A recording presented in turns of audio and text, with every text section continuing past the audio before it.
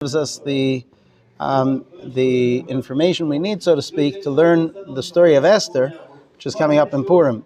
So I don't mind doing the parsha, meaning I'd be very happy to learn with you the different mitzvot and ideas that the parsha represents.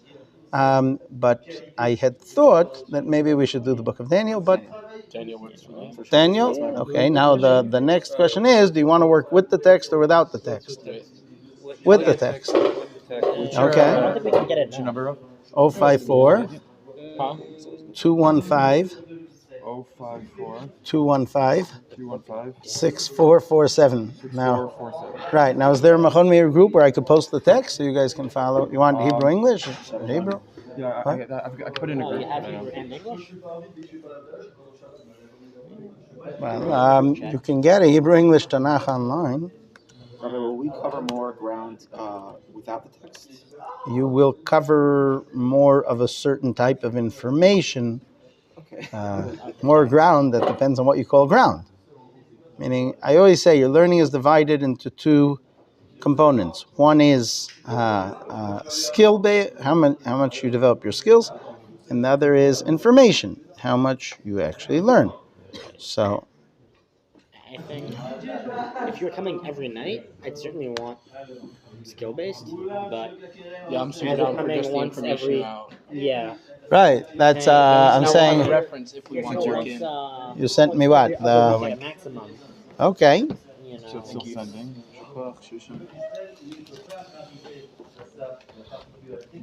Here's one for you. So you'll post, I'll put it in the group, our group, yeah. okay. Still sending. Does everyone need one? I do, but I'm going to get a Hebrew one. What a nice picture that is of you. This is Hebrew. Thank you. I'll This is next to your cup. thank you very much. Here's Mishlei. Nehemiah, Ivariam. Mishlei. Rash. Daniel. Where's Daniel? Is it Meow? Show you Meow. Meow Yechezkel? Usually all the way at the end with Ezra and Natanel. Yeah. Some enough to print the Megillot after. And this one, it comes right after Megillus Esther. Right after Esther. Yeah. Here's Ruth. Here's Esther. So I heard Here's there is a Daniel. debate Alright. if Purim happened Kind of before or ironic. after Daniel, but I don't know. I don't have enough information. Put it after Esther when you're saying No, that makes background. sense. Give me 1 second. I'm going to get. Okay, we'll work with this then. Fine, we can do that. So, no, it's fine. I like having. Yeah, but it's fine. It'll be okay. Tov. So you're recording? Yep. Let's go. Daniel.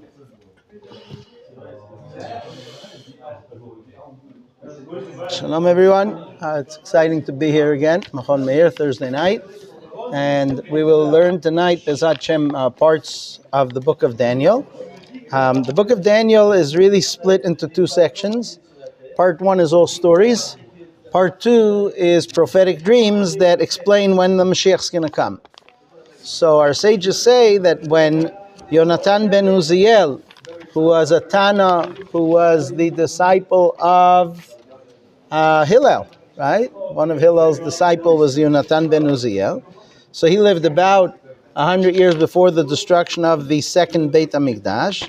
So when he was writing the translation of the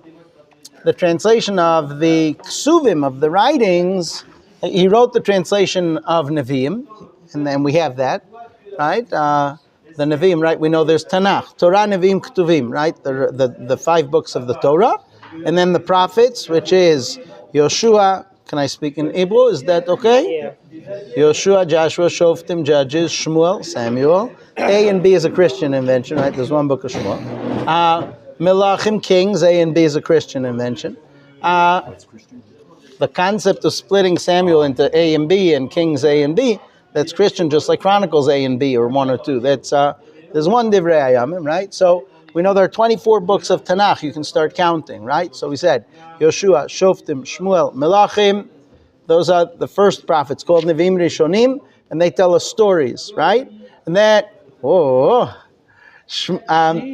Isaiah, the prophet Yeshaya, that he lived during the end of the first temple era, right? In the final kings, Uzziah, Yotam, Achaz, and Yechizkiyahu, the kings of Yehuda, and then his grandson Menashe murdered him. Then we have Jeremiah the prophet who actually witnessed the destruction of the Beit HaMikdash.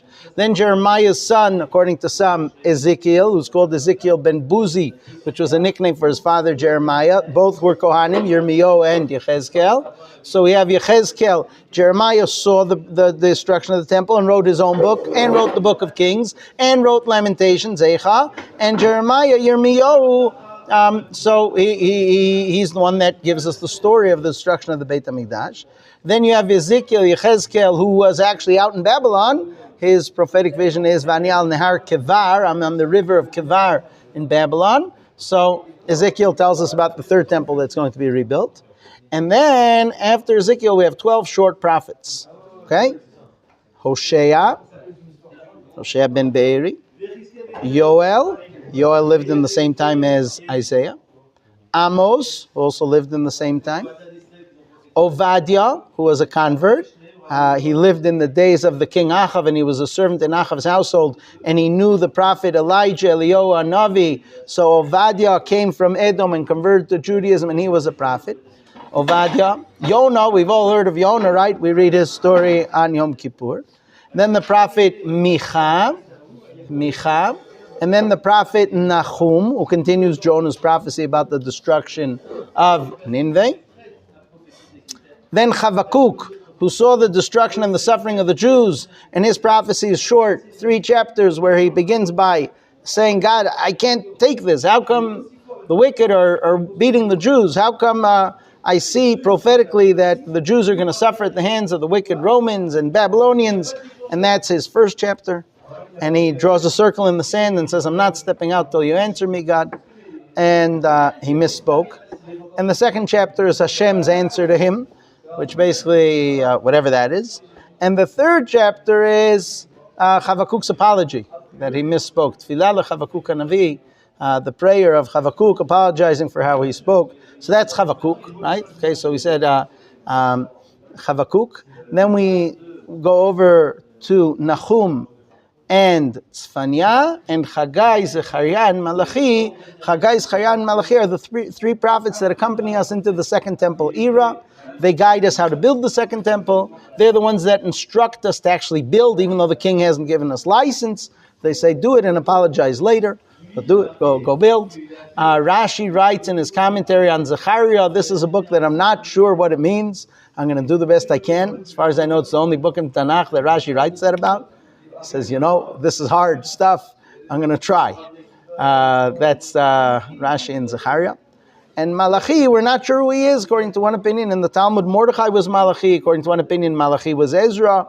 We're going to talk about Ezra in a moment.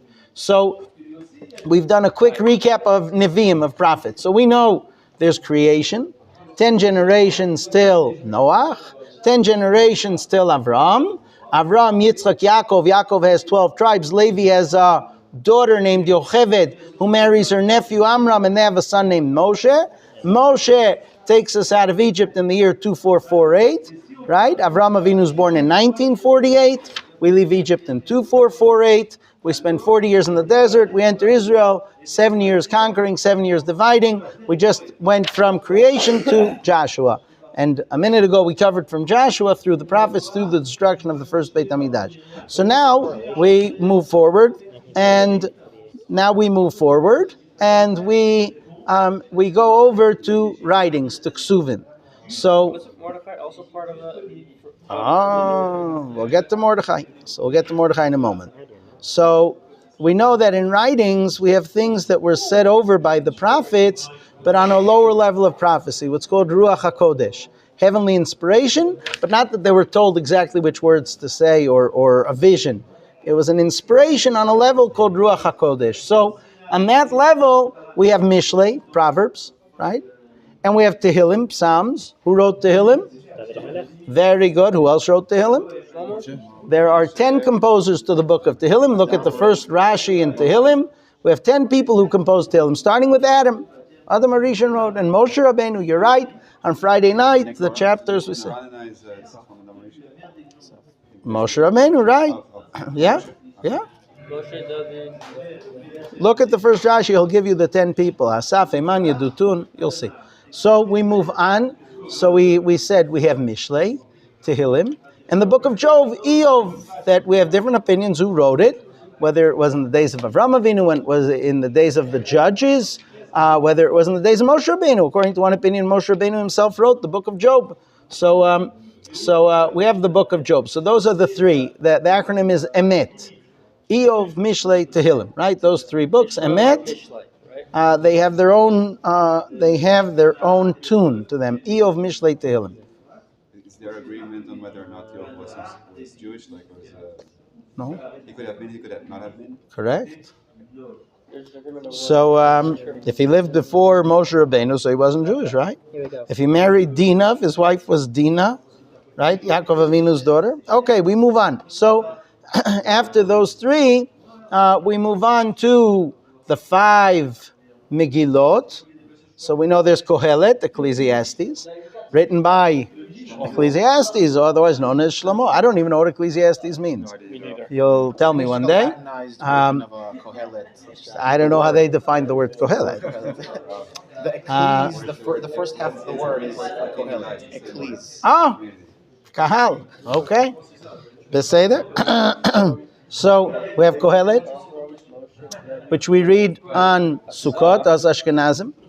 And then we have the Song of Songs, Shir Hashirim, which was written by who? Shir Hashirim Asher Li Shlomo. So also written by Shlomo. So we already covered 2 Megillot written by Shlomo. And then when we'll have a class on Psalms, we'll talk about it. And then we have, give me another one of the Megillot. Esther, okay. Kohelet, yeah. Mishlei isn't one of the 5. No. Ruth and Eicha. Okay, now we covered all 5. So Ruth, who wrote Ruth? Shmuel. Shmuel wrote Ruth. And who wrote Eicha? We already said it. Yirmiyahu, Jeremiah, okay. So we covered the 5 Megillot. Shmuel wrote his, and the stuff that he didn't write, look at the Gemara in Baba Basra, and you tell me what it says. After his passing, who wrote the rest? Now you have homework. I could also ask questions. Okay. If you don't find it, give me a call. I'll have the treat of getting a call from you. Okay. So we move on, and you'll check and tell us. So we move on, and after we covered the 5 Megillot, so what's left in Tanakh? So now what's left is really 3 books that we're going to talk about. We're going to skip Daniel for a minute, and we're going to talk about Ezra. So you have to know that Jewish Tanakh has 1 book of Ezra. Even though in the middle of the book of Ezra, Ezra stops talking, and Nehemiah says, now I'm going to talk. And the book shifts over to Nehemiah. Now the most logical thing would be to divide it into 2 books, Ezra and Nehemiah. But our tradition is not to divide it. Our tradition is that Nehemiah got swallowed into the book of Ezra, and he doesn't get his own book. It's a Christian invention that Ezra and Nehemiah are divided into 2. Jewish tradition is that it's 1 book, the book of Ezra. Why did Nehemiah get swallowed? So you can do one of 2 things. I'll give you the short answer. But if you want a better answer, then go online. And we learned the book of Nehemiah here. In this seat I was sitting. And we here learned all of Ezra and Nehemiah once upon a time, not so many years ago. And you could actually learn it and get the better answer. So I'll give you the short answer.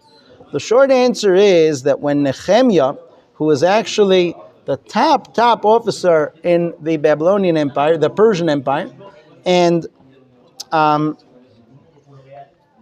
really, I need to give you a long answer.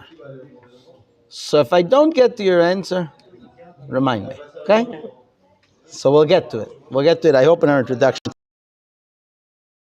In a few minutes, we'll get to where Nehemiah got swallowed up, but I don't want to say it without introducing it correctly. So We'll get to that part of the story, but I don't want to skip to that part of the story. Yeah. The book of Nehemiah start with an introduction, like it's a different person from the one on Ezra.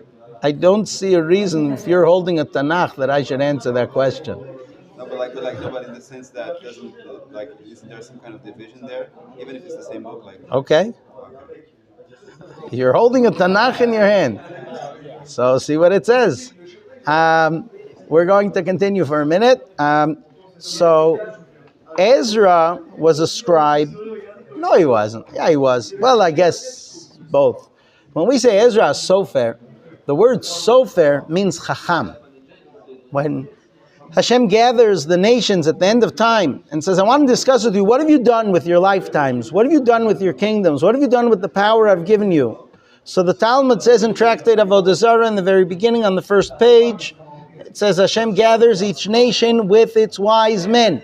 And how does the Talmud call the wise men?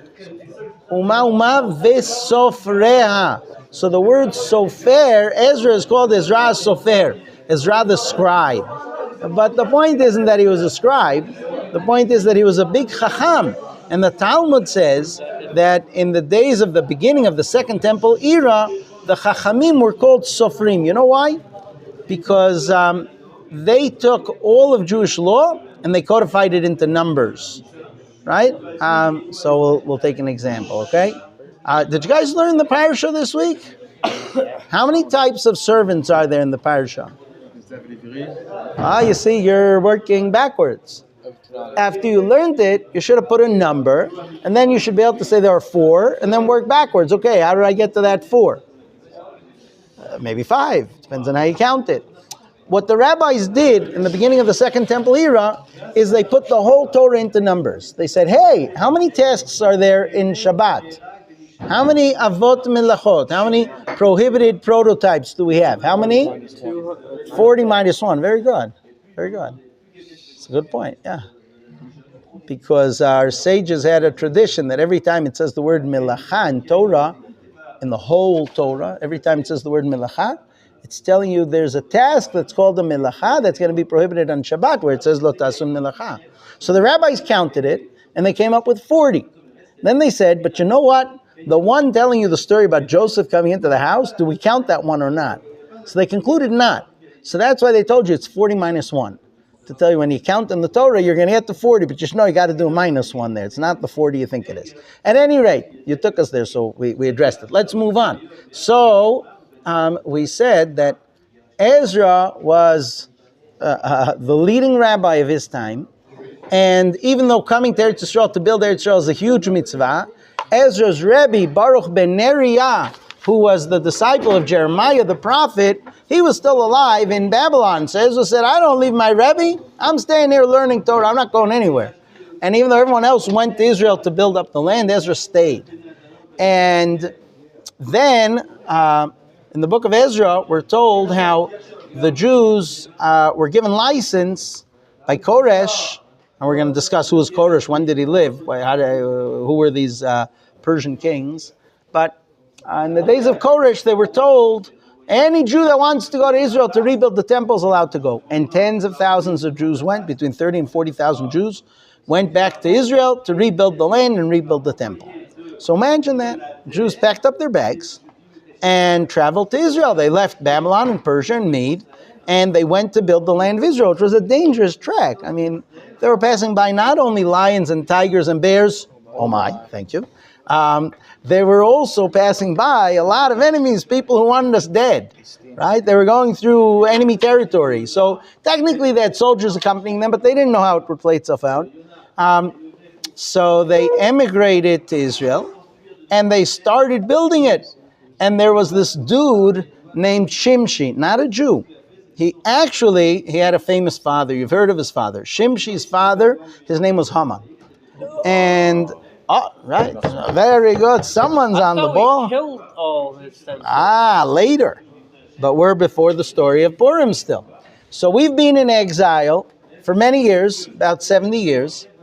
And We wanted to build back the temple until after the Purim story. so it's good you came tonight. Very good. So Are you we talking about the first part when all of a sudden the non-Jews said you can't build? we're about to get to that. Because that's the first king before Achashverosh. So that's where we're headed. So That says Ardakshasta. we'll get there. So they emigrated to Israel. About 40,000 people with their families came. And in Israel, they met up with the local governor and the locals who were non-Jews, who had started practicing some form of Judaism that they invented because when we were first exiled, so they didn't want to leave Israel barren, so they brought in all kinds of non-Jews from Crete and other places, and these people were called Kutim or Shomronim because their capital was a mountain named Shemer. They had an idol by that mountain named Shemer, so they called themselves Shomronim, which later on became Samaritans, right? So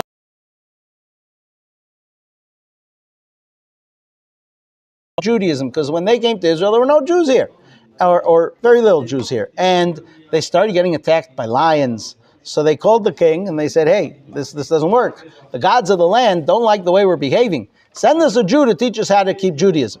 So he summoned the Kohen and he said, "Go teach him Judaism so that the lions leave him alone." So he went to Israel and he decided, if I teach him enough tough mitzvos, then these guys will say, "We can't do this," and they'll leave, and the king will bring the Jews back. So he started teaching them a little bit of Judaism, and to his surprise, they didn't do that. They were like Jews outside. When they'd go on the street, they'd behave like Jews. And for whatever reason, that convinced the lions, they left them alone. But now, when we came back to Israel, so these Samaritans, Shomronim, Kutim, they said, "Who are you? We're the Jews. We live here." And when we came in, so one of their leaders was the son of Haman named Shimshi, and he sent a letter to Koresh, the king, and said to him, "Hey, these Jews, don't you realize world history is that the world is divided by the Euphrates, and on the east side of the Euphrates, that's where Babylon and Persia and other kingdoms have existed. But going back to the days of Joshua, and then the days of King Solomon, the Jews were the empire west of the Euphrates. And if you think that you can let these Jews rebuild their temple, well, they're not just doing that. They're refortifying all of Jerusalem, and they're preparing for a massive rebellion, and you're about to lose half your kingdom." And so Koresh does an about-face, and he says, "Hi, you remember I told you all you could go back to Israel and build the temple? You remember I said that? No, changed my mind. We're going to reanalyze this. And right now it's on pause." So the Jews lived in the state where they didn't have proper fortification, and their enemies would attack them repeatedly, and suddenly everything was on hold. So in that state, they said, "Hey, this isn't good." So the Jews said, "We need to convince the king to give us license to continue building." So what they do? So one of their leaders, his name was Mordechai. So he moved back from Israel to Persia. And the Jews decided that they have to set up what are called PACs. You know what PACs are? Political Action Committees. You've heard of PACs? They're these big multi-million-dollar organizations in Washington, D.C. that lobby on behalf of different things, right? So lobbyists. So Mordechai Bishar HaMelech, when we read the book of Esther, Mordechai sitting there at the gate, and he's going to be one of the king's advisors, right? Memuchan. We're going to meet up with Mordechai right at the beginning of the Megillah. What's going on? Well, Mordechai is there looking for an in to be able to get license to rebuild the Beis HaMikdash. That's why he's there. That's why he left Israel to go out to Persia. And he has a lot of friends there. One of them is the king's butler, the top man on the scene who sees the king every single day. His name is Nehemiah. Nehemiah, remember him? So Nehemiah was not only a big tzaddik and a big Talmid Chacham and a very wealthy baron, he was also the king's top man. Meaning, like Trump had his bodyguard, and when he became president, he didn't want to give up on him. Why? Because they were good pals, right? So the top man, the butler, was very close to the king. So Nehemiah would have this interesting job. Every day that he'd bring a drink to the king would go, "You first." Nehemiah always had to drink first from the wine. It was a way of ensuring that it wasn't poisoned. So that was Nehemiah's job, to always drink from the wine first. Now Nehemiah had a problem, because you're not allowed to drink non-Jewish wine. Our sages said all the way in the days of Moshe Rabbeinu, when the Jewish men went and were promiscuous with the Midianite women. So they said, how'd that happen? Well, we know how that happened. The Midianite women set up tents, and they said, we're doing a wine fair. You can all come taste our wines and see which wines you want to buy. And the Jews would go, and outside the tents they'd have this old lady selling old wine. And after they drink one cup of wine, the old lady would say, there's better wine inside the tent. You could go inside. The Jew would go into the tent, and it was dark. And when his eyes got finally used to the light, he'd see a cup of wine waiting for him. He looked at the cup, and holding the cup was a naked Midianite woman lying on a bed and saying, I'm here for you, have a drink. And the wine was very intoxicating. And that's how 24,000 Jewish men ended up going with these Midianite women. And when, I guess not. So the rabbis then made an institution already in the days of Moshe Rabbeinu that a Jew doesn't drink non-Jewish wine. We're going to treat it with the assumption that maybe he libated it to an idol. Not because I really think he did it, but because I know what will happen if we drink wine together. Been there, done that. We already had that downfall. Those Jews went on to worship idols or just intermarried? Those Jews what? They went on to intermarry, obviously. They go on to worship idols. That too, yes. Vayitzamed Yisrael lebal peor. The Kohen The was pasuk Ezra, says, the Kohen who gave them all the no, mitzvah? no. Is it a name? Do we know who? Yes, I don't remember the name. You could look it up. It says, I don't remember. So, when Nehemiah is told, Mr. Butler, you got to drink from the king's wine, he's got a problem. You're not allowed to drink the wine up there. What's he going to do? Say, I can't? So he went to the high court, and they gave him a heter. Right? What does a heter mean? A form of permissibility. And that's why Nehemiah is called Hatir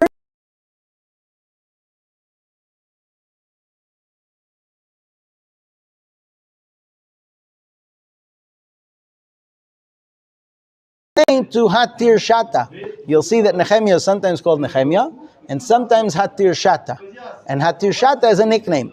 They want everyone to know, don't learn from him. Okay, so Nehemiah is the king's butler.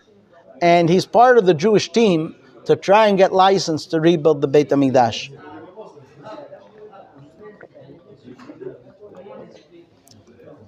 The king likes him a lot.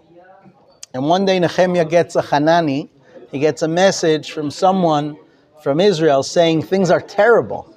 The Jews are really suffering there. And the city's walls are breached.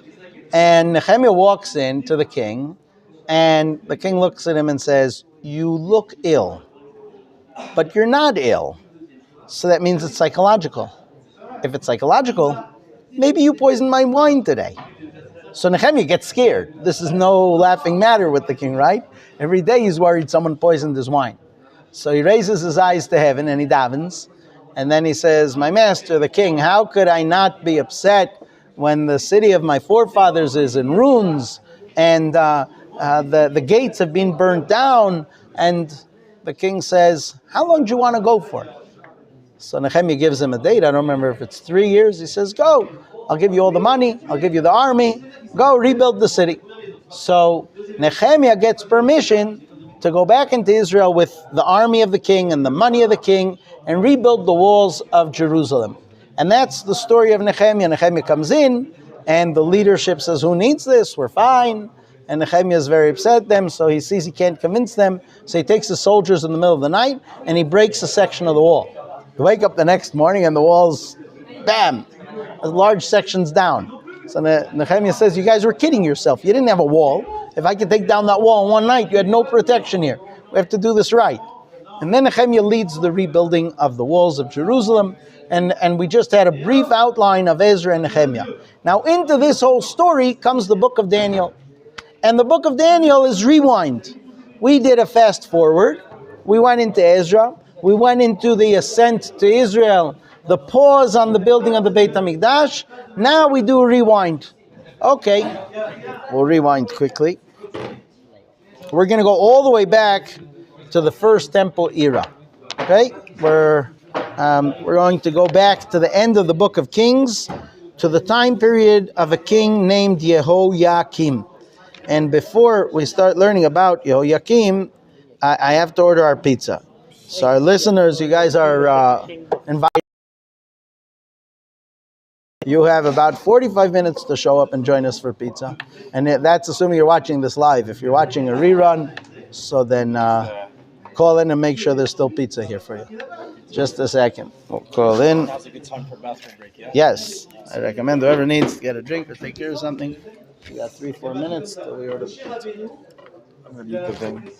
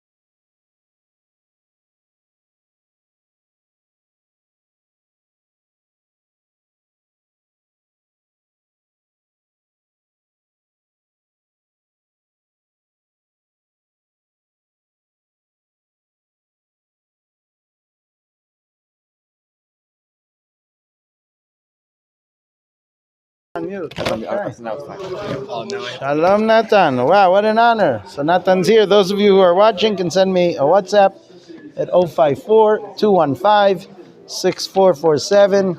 That's my phone number. And I give my number to the internet. It's fine. So Yeah. Okay, so let's go start the shall we continue? This was all intro. We haven't even started the book of Daniel yet. Just so you know, this is not the first time we're learning Daniel here at Machon Meir, and other times we learned it with the text. So if you want to sit down and learn it, you can open up, see if it's on Machon Meir's website. If not, it's on my website, 123torah.com. You could listen to the audio on my website, but it could be you could actually see the video on the Machon's website. So, okay, we'll continue recording. We move on. We continue with the book of Daniel. Rewinding. We were rewinding, right.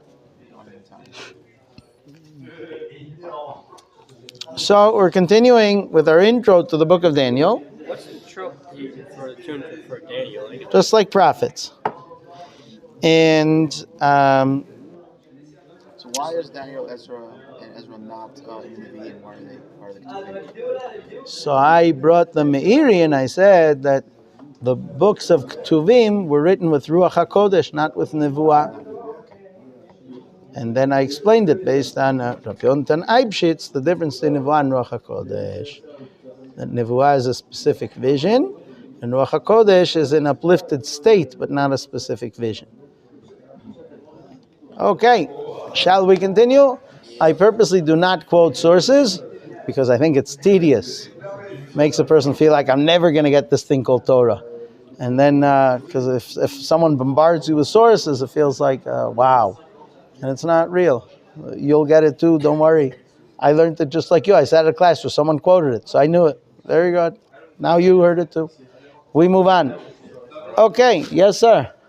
Is there a particular reason or any way, like standard for the order of the books of the Ketuvim, like why they are displayed or placed in that particular order? It's a good question with a good answer, right? Sounds like We didn't even discuss Divrei Yamim. I skipped that. Why? My mistake. Okay.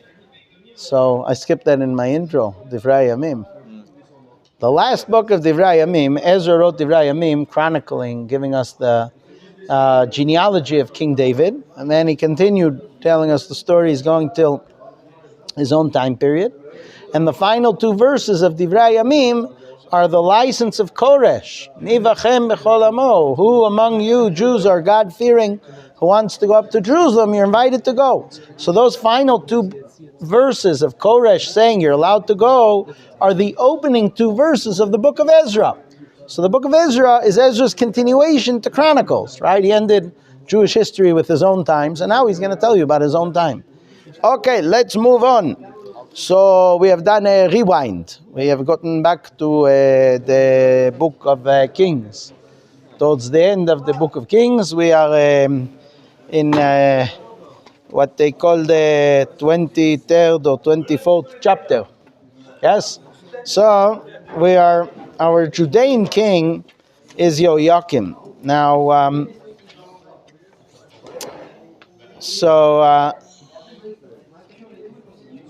Yoakim is king, and Nebuchadnezzar has become king of Babylon. So let's do a brief introduction on Nebuchadnezzar. We have this fellow who must have been very talented, because he was like Pharaoh. He was the same height as Pharaoh. They might have had a contest who was taller. Our tradition is they were the same height. The size of a Coke bottle. Okay? 1 amma tall. It doesn't make sense to me. That might be. So you'll learn. They were both incredible people. And Nebuchadnezzar had incredible cruelty. Nebuchadnezzar, you know what his hobby was? You know, when he wanted some entertainment, he'd take a live animal and hold it in his hand and start picking its body apart and eating it, and watching it wrangle in his arms in pain. We know that a Noachite is prohibited for Aver min achai, right? That's a prohibition for a Noachite, even a non-Jew. Eventually he was punished and turned into an animal. Oh, that's in the book of Daniel. Sorry, So we'll get there. Okay. Spoiling me. What do they call that? Spoiler? Yeah. Okay. What do they call it Okay. in Hebrew? I don't know. The next time someone does that, you should say that in Hebrew. It's like, Ah, don't do You'll this. find out and tell me. Now you have homework for next You time. have homework for a Hebrew word. We move on. So Nebuchadnezzar was a soldier in Sennacherib's army. Sennacherib was the Assyrian king. He was incredibly successful. We don't have maps here. We got to print out for you guys some maps. So if you have Art Scroll Humashim, Assyria is northeast, primarily east of Israel. And the Assyrian Empire, which later on would be swallowed up by the Babylonian Empire, which later on will be swallowed up by the Persian Mede Empire. So the Assyrian Empire is taking over the whole world. And the king of Assyria, his name is Sennacherib, very devout idol worshiper. So devout that when he loses his final battle at Jerusalem, he goes back to Nisroch, his idol, and he says, I apologize, I didn't slaughter my sons in your honor, don't worry, I'll make up for it. And his sons, Sharetzer, his sons hear it, and they look at one another, us? They draw their knives and they kill their own father, and not waiting to see which one of them he's going to slaughter. And that's the end of Sennacherib. So at any rate, Sennacherib led an incredibly successful military. And Sennacherib brought upon the Jews the first Holocaust after Egypt. And he swooped down from the north, while he first swooped to the eastern side of the Jordan and exiled Reuven, Gad, and half the tribe of Manasseh. So they were exiled, banished, took them deep into Africa. And then he came to the north, and he exiled the tribe of Zevulun, and Manasseh, and Naphtali. And as he descended through Israel, he exiled millions of Jews, and he sent them beyond a river that shoots up rocks, and only on Shabbat, that's why it's called Shabbat Yon, this river. On Shabbat, the river rests. But every other day of the week, it's got this volcanic eruptions coming out. You can't cross the river. So he forced the Jews on the other side of that, and the 10 tribes are lost. That's it, they're gone. 3 opinions in the Mishnah about whether they're ever coming back or not. Whether they all intermarried, they all got killed at wars, or they're on the other side of that river, Sambatyon. So the 10 tribes, the massive exile was done. Now, he did more than that. He went southward and exiled everyone from the south. He went into Africa and conquered Egypt and Tiraka, the king of Cush. He had a massive military campaign. And Jerusalem was hard to conquer. And he looked at Jerusalem and said, I'll get back to that.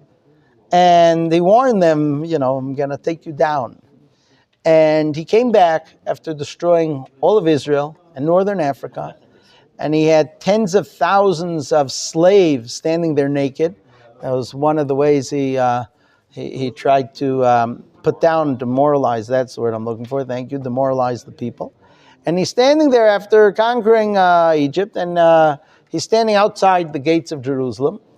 And he says, give me, if you guys give in, I'll take you to a land that's almost as good as yours. I'll take you out to Syria, and you'll have good stuff. And the king at that time was a very pious man. You probably heard of him. His name is Chizkiyahu. Now, Chizkiyahu, not Yechezkel, Chizkiyahu. So Chizkiyahu, he has a very difficult situation. He has a prophetic vision that his own son will be murderous and bring about the downfall of the Jewish people, which was true, his son Manasseh. So he doesn't get married. He's living a single life, celibate, and he's extraordinarily pious, and he leads the Jewish people to learn Torah and do tshuva.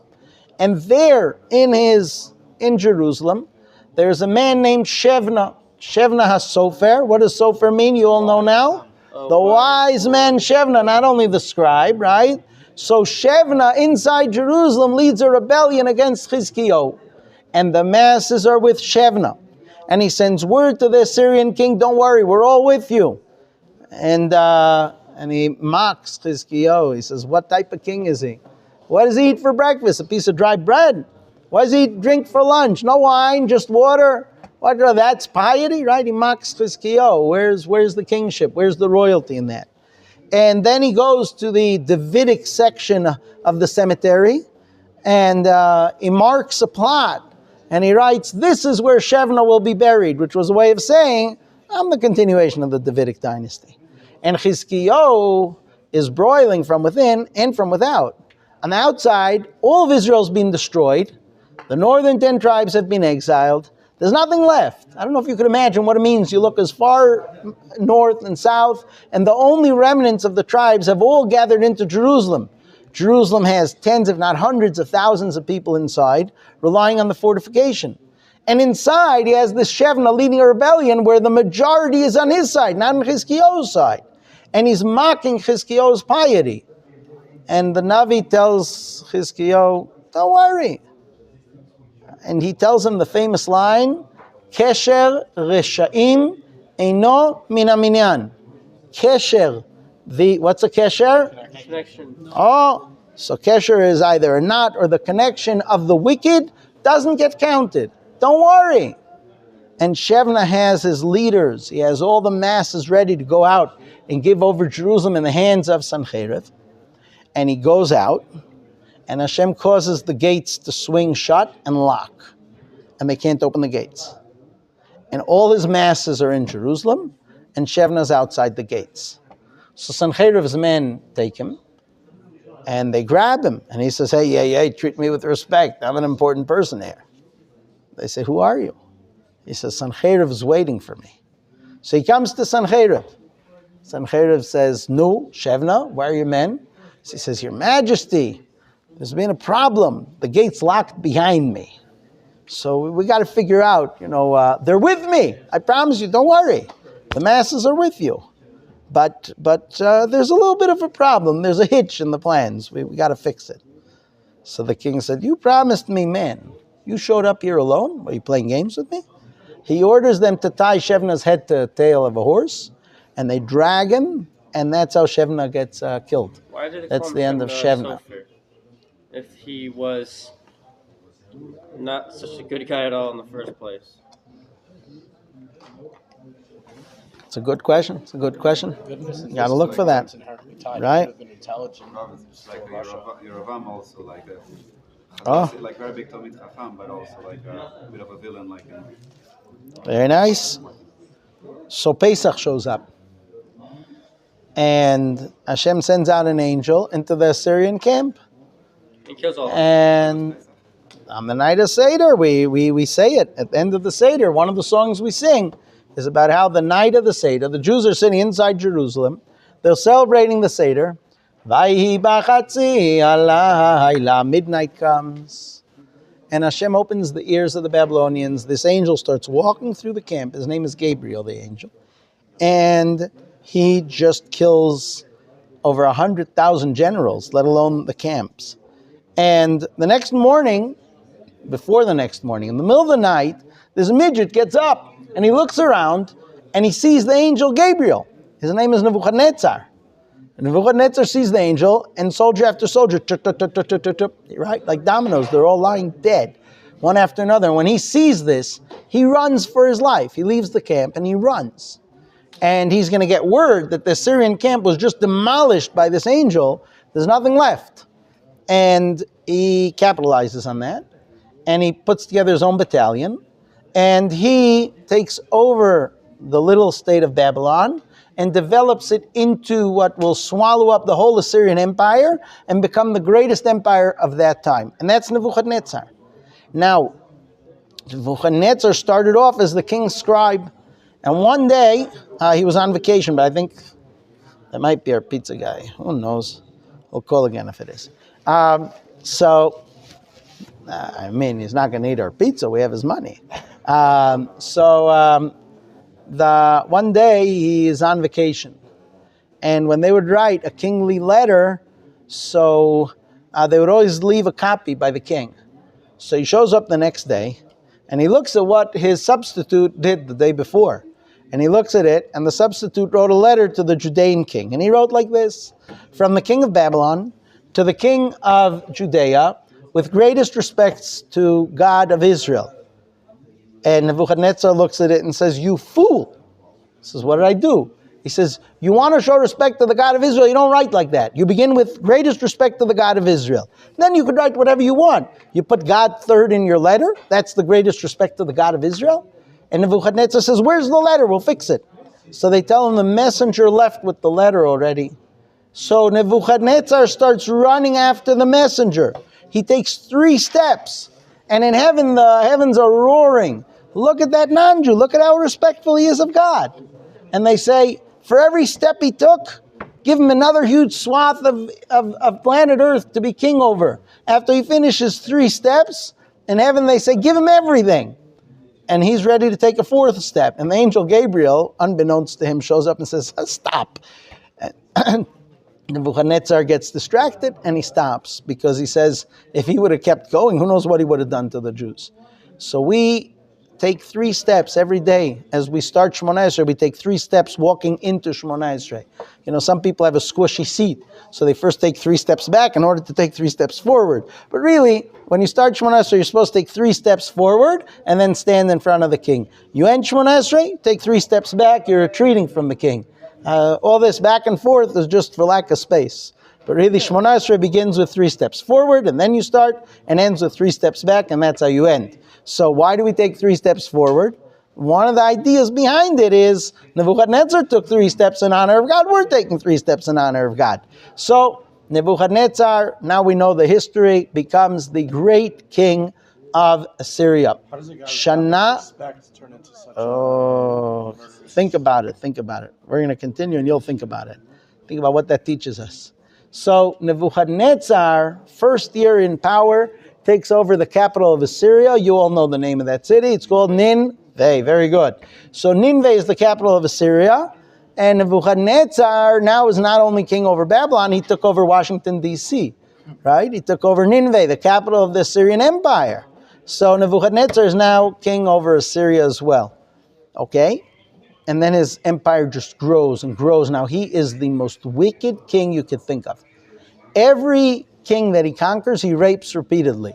He has a dungeon for the kings that he conquers, and he would have they would have turns when they would have to come in and be violated by Nebuchadnezzar. Nebuchadnezzar violated the Geneva Conventions. So Geneva didn't exist in his time, but there were agreements in the days of Nebuchadnezzar. Every king that conquered another king would treat him royally. You'd get royal treatment if you ever got captured by the other king. Now why? Because every king figured maybe one day they'll catch me. So if I treat them nicely, they'll treat me nicely, right? So every king would treat the other kings royally, except for Nebuchadnezzar. He didn't do that. Did he rape them or something? That too, we just said, yeah. So Nebuchadnezzar, we'll get there, right? Okay, Dory, I promise. So I'll be over soon. the Nebuchadnezzar takes over much of earth, and then he comes to Jerusalem, and he does what Sennacherib couldn't do. He conquers Jerusalem. And the king of Jerusalem at that time is the youngster Yoakim, who's all of 25 years old when he becomes king. How many of you are over 25? You are 25. 3. Okay. Oldies. 29. Yeah, he's 29. 23. He's 23, he's not yet 25. Only David, who's not here right now, is also... Okay. I also passed 25 a few months ago or something, yeah. Months ago. Well, maybe it was a little longer. Okay. You don't think past 21. Right. So at any rate, so Yoakim is young, and Nebuchadnezzar conquers him. And for 3 years, he makes a deal with him. You're not going to rebel against me. So for 3 years, it stands. And after 3 years, Yoakim thinks he can get away with it, and he rebels against the Babylonian Empire. And it doesn't work. And eventually, after 5 years, Nebuchadnezzar takes him down again. And when he takes him down, So he says, I'm sick and tired of this. So he removes him from the throne, and he appoints his son Yoyachin instead of him as king. He goes back to Babylon. He's just appointed the 18-year-old Yoyachin as king over Israel, or Jerusalem, what's left of Israel. And his advisors say, that wasn't smart. He says, what do you mean? They say, from a bad dog, you don't get a good pup. You have to go back and take away his son, Yoyachin, take him out of there. So Nebuchadnezzar comes back, and he says, I have to make sure that this city doesn't rebel again. So what he does is, he takes out of Jerusalem all the soldiers, all the weapons, all the blacksmiths, all the smiths who could make weapons, and all the leadership, and he takes them out to Babylon. And he says, if I leave Jerusalem deplete of any leadership and weapons and the ability to rebel, they'll be good to me. And he appoints the nephew Matanel, who's 21, and he names him Tzidkiyahu. Now, why did he name him Tzidkiyahu? Because he had a very special relationship with Natanel. He appointed him in charge of all our neighbors. He trusted him so much, he appointed him in charge of Amalek and Edom and Moab and Ammon. All our neighbors, Natanel Tzidkiyahu was in charge. And Nebuchadnezzar said to him, you could enter my palace without warning, whenever you want. So one day he walks in, and he sees Nebuchadnezzar holding a rabbit, pulling off its leg, and munching on it, and then watching the rabbit writhing in pain, dripping with blood, licks off the blood, takes off the next piece. And suddenly Nebuchadnezzar looks up from his gory, vicious pleasures, and he sees Tzidkiyahu there. Now he's a little embarrassed. So he says to him, swear to me you'll never tell anyone. So Tzidkiyahu takes a vow. He wasn't proud of this? No. He didn't want anyone to know. So Tzidkiyahu takes a vow. And then all of Tzidkiyahu's neighbor kings did not like the fact that Tzidkiyahu, the young Jew, was in charge of them. So they made a pact. Ammon, Moab, all our neighbors, they would have kingly meetings every few months.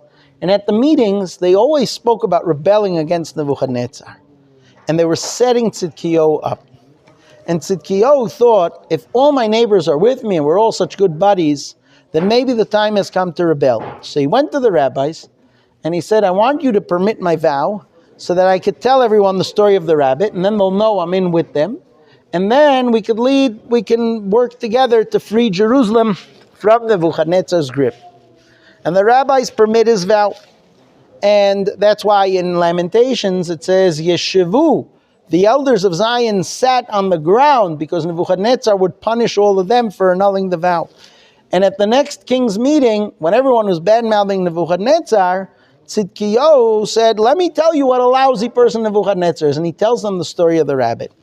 Now, no sooner does the meeting end, all these kings fly out to Nebuchadnezzar, and they say, look, we're loyal subjects, but this Tzidkiyahu, he hates your guts. Tzidkiyahu is planning a rebellion against you. We know you put him in charge of all of us, but we felt we have to tell you. Here, we'll prove to you that Tzidkiyahu is planning a rebellion against you. And they tell him the story of the rabbit. And when Nebuchadnezzar hears that, he launches his assault, which will be the destruction of the first Beit HaMikdash, and he will ultimately rape and blind Tzidkiyahu, but only after slaughtering in front of his eyes his wife and his kids.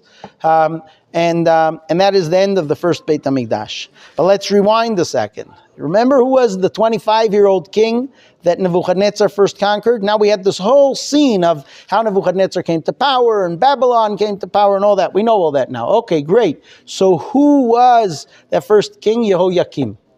Now we can begin the book of Daniel. Remember when Yehoiakim was conquered, you guys said you don't want me to read the text, right?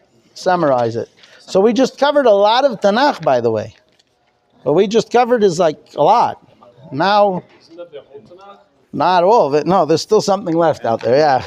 Okay, we covered some Midrashim too, Baruch Hashem. So now we will start covering the book of Daniel. So, when is Daniel first mentioned in Daniel? Like, when do we actually... Right now, in the very beginning. So, our story begins after Yehoiakim was conquered by Nebuchadnezzar. And then Yoakim rebelled. And after his rebellion, Nebuchadnezzar came back. And when he conquered Yoakim, so then he took to exile not only the leaders, but also many of the vessels of the Beit HaMikdash. And he brought them into Babylon. And he went to his church. And he placed the vessels in the church to say that his God had defeated the Jewish God. And then he turned to his chief of staff, Ashpenaz was his name, and he said to him, look, I want advisors. So Nebuchadnezzar said, bring me good-looking Jewish children from the family of the king, from Judea, from the leadership families, and we will educate these kids. If they're smart and they're good-looking and they're fine people, we will give them the best education and the best foods, and they will serve me as advisors. So the king orders that his food and his drink, his wines and his meat be served to the Jewish children for 3 years. And among these children, if you want, you could look at Pasuk Vav. There are 4 children. Daniel and his 3 friends, Hananiah, Mishael, and Azariah. Okay? Daniel, Hananiah, Mishael, and Azariah are 4 descendants of Judea, of the kingly family, and they will be taken into the castle to be raised and educated in Babylon. Now Daniel decided, I don't want to eat non-Jewish bread and meat and wine. So he tells the waiter, says, do me a favor. I want different food. So the waiter says, I got a problem. The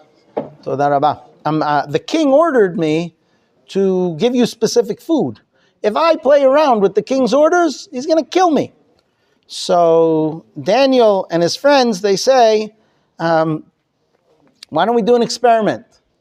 Why don't you try for a period of 10 days, and we'll eat only beans, cholent, right? We'll eat only beans, and we'll drink only water, and at the end of 10 days, see what happens. Now, what are they trying to do? So, number one, they want to eat kosher. There's a custom quoted in the Ramah, Rabbi Moshe Isserlis of the city of Krakow, who wrote the commentary on the Shulchan Aruch.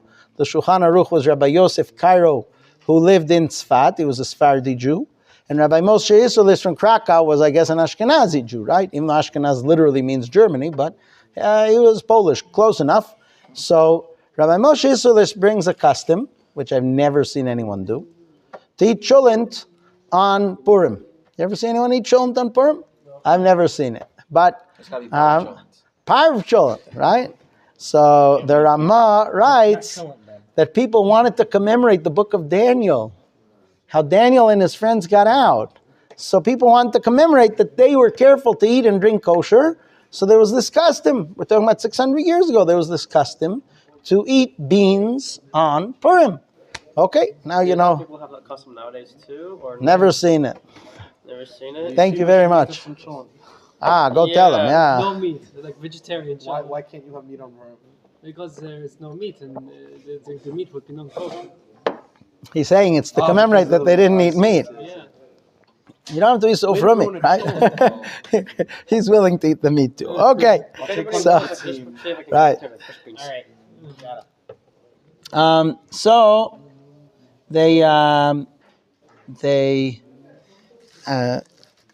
they do this experiment for 10 days. The days between Rosh Hashanah and Yom Kippur, those 10 days, they're going to eat kosher. And at the end, now they have another plan in mind. They figure they're bringing good-looking boys into the palace. They might, and they were right, they might violate these boys. So they figure if we only eat beans, so I don't know which beans they were talking about, but it says that a person who eats only beans in their diet, so their skin starts to stink. So they figured we'll stink, and then they won't come to us. Now, after 10 days, so he sees that they look great. And they just like violating men too as well for some reason. Yeah. All of these cultures were gay. Greeks. No, I'm serious. I don't know that I would say gay. They considered it another option. They spoke about I wouldn't. gay option. Gay means happy. Well, I think that today society makes it as though you have options. You're either A or B or bi or this or that. I think that the way they viewed it, and I'm not sure Chazal viewed it differently, is that built into man is the potential for a lot of desires. Man is capable to, I didn't say romance, I said desires. Man can lust a lot of things. Man has a responsibility to channel his lusts. The fact that a person says, I have more of desire A, We're talking Torah. I'm sorry. I think that the question here is how much of it is culture and how much of it is how you live. So it says in Shulchan Aruch, actually, it says that if you live in a time where people look at sleeping with other men as something that's anathema, look, in Russia, a person gets put in an insane asylum if he does that, right? So, right. So it says in Shulchan Aruch like this: if you live in a culture where it's viewed that way, then you don't have to worry about yichud of two men being alone in a room. But if you live in a culture, if you live in a place where it's viewed as a legitimate option, which is unfortunately where most of us are living in Western society, so then it says all men have to be aware that the yetzer can crop up in them. Yeah, the Gemara, the halacha doesn't say who will and who won't.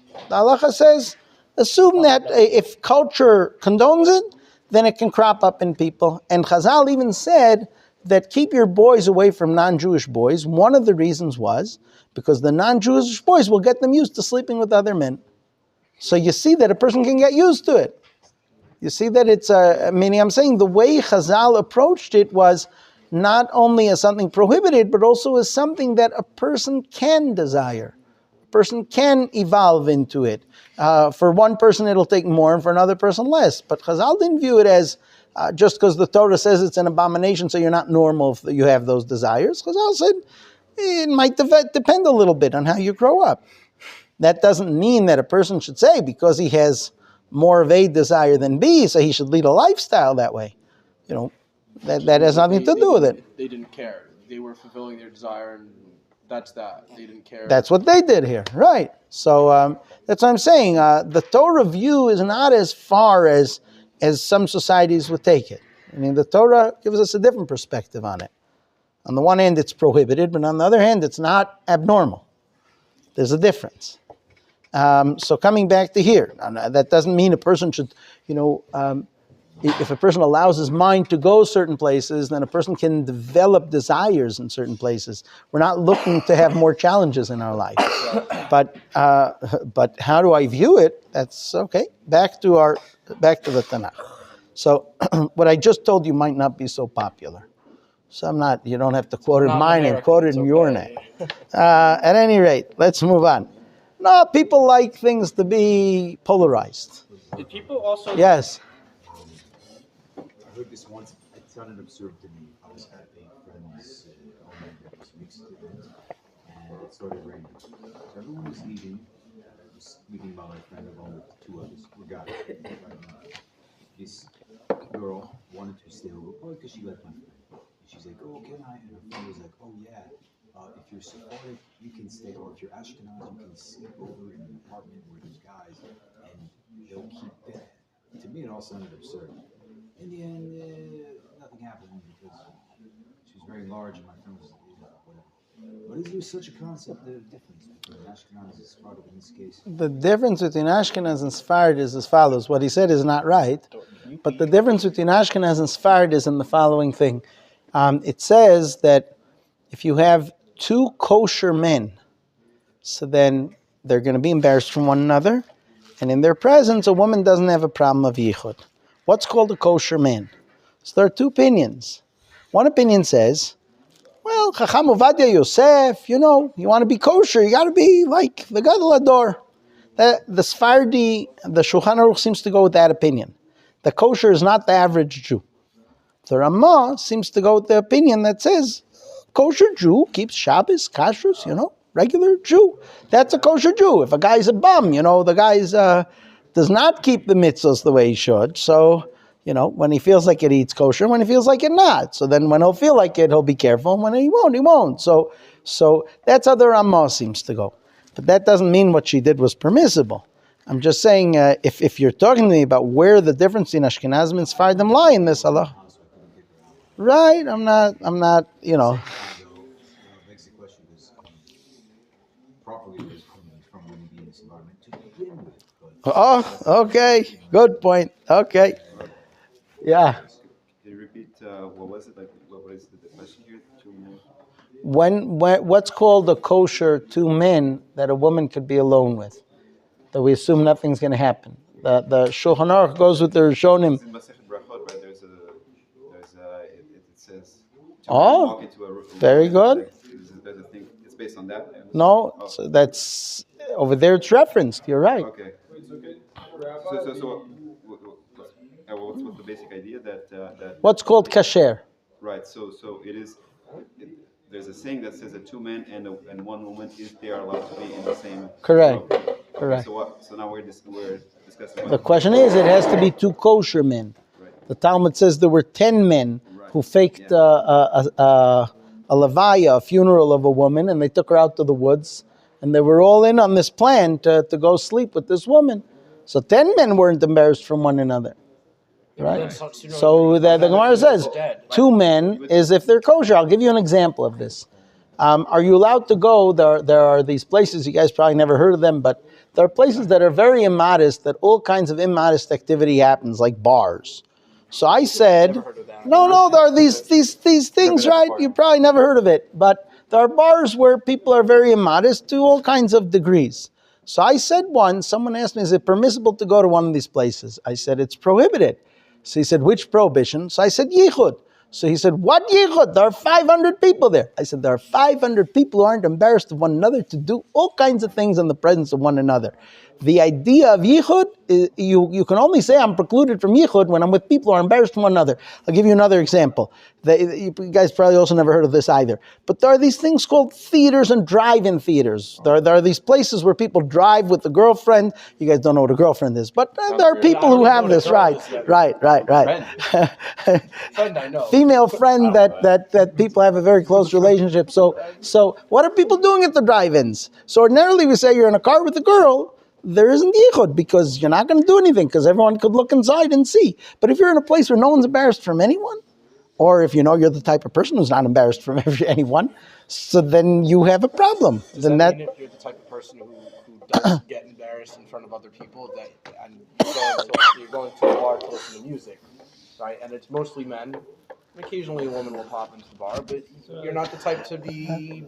We're in the middle of Daniel. Let's go back to Daniel. I don't want to, you'll want a class in halacha, talk to listening, we'll start a halacha class. Or Thursday nights, we used to have, on Thursday nights, Q&As. You could ask any question you want, and then you could ask what you want.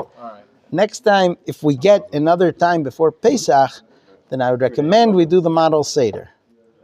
I would recommend, that's what we used to do previous years. It gives you, But we can't be eating chametz. We're going to have to find something else to eat. Talk to Rabbi Listman, because if another rabbi is going to do a model Seder with you, great. If not, so then we could do it here, we could do it in Kochav Yaakov, but we should do it. So that's what I'm saying. It probably won't be next time. It'll maybe further down. Okay, so let's go back to our They only ate beans. Daniel. They only ate beans, and from that we got off into a lot of other things. Okay, so after 10 days, they looked great. He did a 10-day experiment, and after 10 days, they looked just as healthy, even better than all the other kids. So it seems like it worked. So the waiter was very happy. He got their royal food, their wine, their meat. He gave them their beans. And at the end of the 3-year period, so King Nebuchadnezzar does a mass interview. And at the end of the mass interview, his top 4 advisors are Daniel, Hananiah, Mishael, and Azariah. These are going to be his top advisors. Now, at one point later on, Daniel is going to be sliced of his position, as we'll see. I don't know if we'll get to it tonight. And that's why Daniel is going to be called Hatach. You remember Hatach in the Megillah, Esther has this faithful servant who's the messenger, the go-between between her and Mordechai. So that servant is called Hatach. Now Hatach comes from the word Chatach. He was cut down from size, meaning initially Daniel was the top advisor. Now, what's Daniel's end? So we once had a Jewish history class here. Again, I mention these things so that you could go online and actually learn them. Meaning our whole Jewish history series is online. You could listen to it for free. So at any rate, where Daniel died and when he died is a point of broad discussion. One opinion says that when Esther was sending him back and forth to Mordechai, at one point he disappears from the conversation. She's no longer sending him. So one opinion says that Haman saw him going back and forth and he killed him. That Daniel's end is actually when Haman murders him, when he's being sent from Mordechai to Esther. So we're in the beginning of Daniel's life. He's this kid, right? He's 13 or 15 or whatever. He just underwent this great education system. And he's going to become a king's advisor. What is he called in the book of Daniel? What are these advisors called? Sarisei HaMelech. Who knows what the word saris means? So someone, eunuch. Eunuch, right. So we have two opinions as to what happened with Daniel. One opinion says they castrated him because the kings were like, they had this paranoia that anyone who's in the castle should be castrated. They must have had what? He was in the castle, right? So one opinion says, help protect you. Well, I guess a eunuch can't do anything, right? The idea was to protect their wives. No, they were worried about their wives being violated. So even the Ottoman Empire, like up until 250 years ago, the guards would guard the harem of the Sultan. They had to be like bodyguards.